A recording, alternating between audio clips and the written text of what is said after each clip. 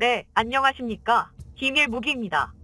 자랑스러운 KF-20의 전투기가 음속 비행시험을 슈퍼크루징으로 실시하는데 성공했다는 기쁜 소식입니다. 또한 극비리에 준비 중이던 미사일 무장까지 모두 탑재시켰다는 점에서 놀라움을 금치 못할 정도인데요. 이 현장에 함께 있던 로키드 마틴 파견 직원들도 연신 감탄사를 쏟아냈다고 합니다.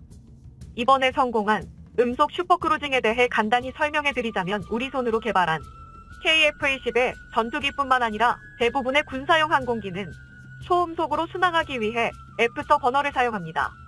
다만 애프터 버너는 대기 구간에서 일반적으로 압력이 낮아지기 때문에 기존 제트기 엔진의 작동 방식에 비해서 비효율적인 게 일반적입니다. 그러므로 슈퍼크루징 비행을 할 수 있는 기체는 그렇지 않은 기체보다 초음속에서 일반적으로 더 잘 견딜 수 있습니다. 애프터 버너 불기둥이 레이더 신호를 반사하고 중요한 적외선 신호를 만들어낸다는 점을 고려하면 슈퍼크루징은 KF-21과 같은 스텔스기에 이점을 줄 수 있죠. 그러나 초음속이라고 해봐야 실질적 운용 속도는 마하 이하가 주운용 영역이고 특히 공중전은 마하 0.8에서 1.5 사이 아음속, 선음속, 음속을 넘나들면서 싸우는 게 여지껏 추세죠.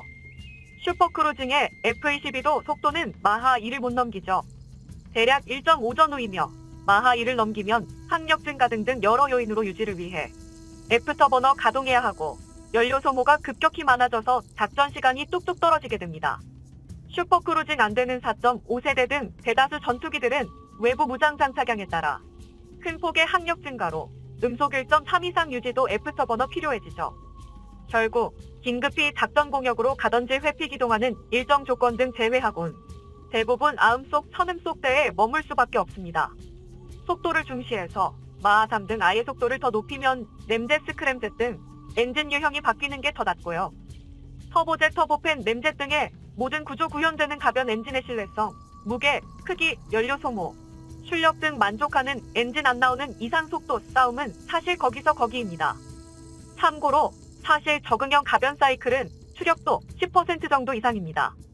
연료 소모는 2에서 30% 다운, 항속거리 30% 이상 향상 정도 됩니다.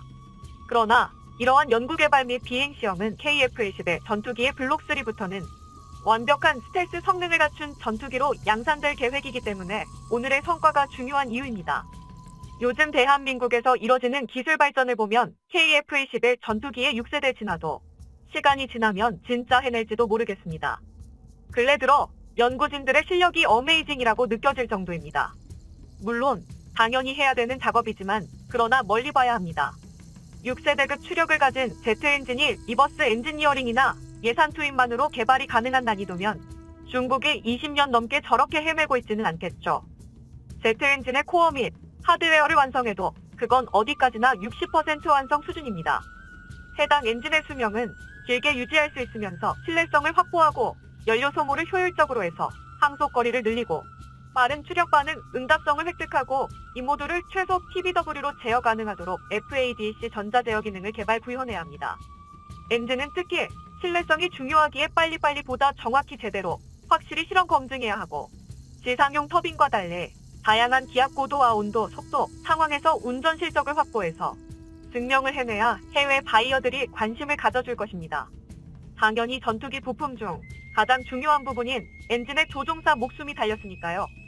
그러기 위해 우리 공군에서 비행 전대 몇만 시간 혹은 무사고 이력 등 운용 증명이 되어야 할 것입니다. 해당 엔진에 맞는 이 FADC 기술을 독자 개발하기엔 다양한 기반 데이터 등이 필요한데 솔직히 경험이 얕은 건 사실입니다. 기간을 단축하려면 결국 국산화란 이름하에 기술협력 내지는 기술 구입을 할 해외 협력선 있어야 할 것입니다. 이런 부분에서 독자 엔진 개발도 그리고 그 엔진 장착 전투기의 해외 수출도 기간이 많이 걸릴 것 같습니다.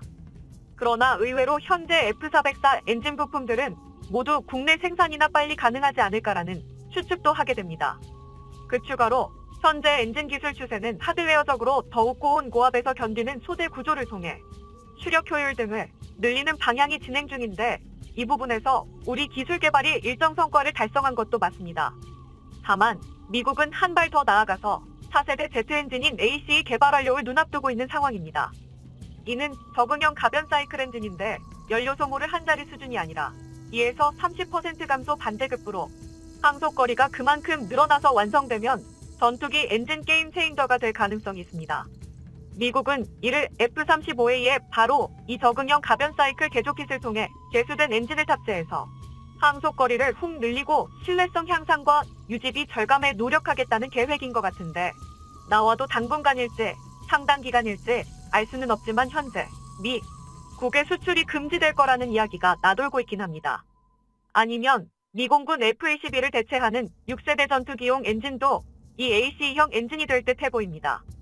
유럽 또한 롤스로이스나 사프란 등 엔진 메이커도 가변 사이클 기술 개발도 진행 중인 걸로 봐서는 의외로 급격히 서방 동맹권에 보급되기 시작한다면 지휘가 전투기 엔진 시장 여건에 따라 F-414 사이즈의 AC형 개량 엔진 개발에 나설 수도 있어 보이니 지금 개발하려는 엔진은 CJ 엔진 수준으로 검증을 마무리하고 빠르게 지휘와 협력해서 F-414의 AC 파생 엔진 공동 개발이 가능했으면 하는 욕심이 듭니다. 이와 더불어 KF-21 전투기에 장착할 무장에 관심이 쏠리고 있습니다. 그리고 향후 KF-21에 전술 핵무기가 탑재될 수 있을지 여부에 이목이 집중되고 있는데요. 북한의 연이은 미사일 도발로 인해 한국을 넘어 일본과 미국에까지 도발 행위가 영향을 미치고 있기 때문입니다. KF-21에는 유럽제 미티어 공대공 미사일, 독일 딜 디펜스의 공대공 미사일 등을 탑재할 수 있습니다. 공대지 무장으로는 레이시온이나 보잉이 제작한 공대지 폭탄 미사일, 국내 개발 중인 장거리 공대지 유도탄 등이 탑재될 것으로 알려졌다. 다만 한미 정부가 원하는 대북 억지력을 확보하려면 전술 핵무기 같은 더 강력한 무장이 필요하다는 평이 나오고 있는데요. 전술 핵무기는 개별 전투에서 활용될 수 있는 비교적 위력이 작은 단거리 미사일용 핵탄두를 의미합니다. 반면 전략 핵무기는 대륙간 탄도 미사일 ICBM과 잠수함 발사탄도, 미사일 SLBM 폭격기 탑재 순항 미사일 ALCM에 장착하는 중장거리용 고위력 핵탄두입니다. 이뿐만이 아니라 저위력 핵무기도 있는데요. 저위력 핵무기란 파괴력 면에서 기존의 전술 핵무기보다는 약하지만 낙진이나 대규모 살상이 없는 핵무기입니다. 저위력 핵무기는 제한된 핵 사용과 정밀성을 기반으로 유사시 적의 수뇌부와 군사시설에 대한 외과 수술적 타격을 가능케 한죠. 하지만 국내 일각에서는 이는 강력한 무장이 아니라 단순한 대응 정도의 조치뿐이라 한미 양국 정부가 대북 확장 억제 차원에서 핵 공유를 추진해야 한다는 목소리가 나오고 있습니다. 한국국방선임연구원은 확전 상황에 대비해 한국형 핵 공유 체제 추진을 검토할 필요가 있다며, 구체적으로 미국이 최근 개발한 저위력 핵탄두 W761을 한국의 잠수함과 최근 시험 발사에 성공한 SLBM 잠수함 발사 탄도 미사일에 탑재해 운용해야 하며, 또 F-35 전투기를 기반으로 미국의 신형 D6112 저위력 중력폭탄을 공유받는 공중 기반 핵 공유 체제도 고려할 수 있다고 밝혔는데요. 이를 하루빨리 추진하여 앞으로는 북한이 도발은 꿈도 못 꿀 정도로 강력한 대한민국이 되길 기원하겠습니다. 오늘 영상은 여기까지입니다. 시청해주셔서 감사합니다. 영상이 도움이 되셨다면 구독과 좋아요 부탁드리며 다음에 더 유익한 영상으로 찾아뵙도록 하겠습니다.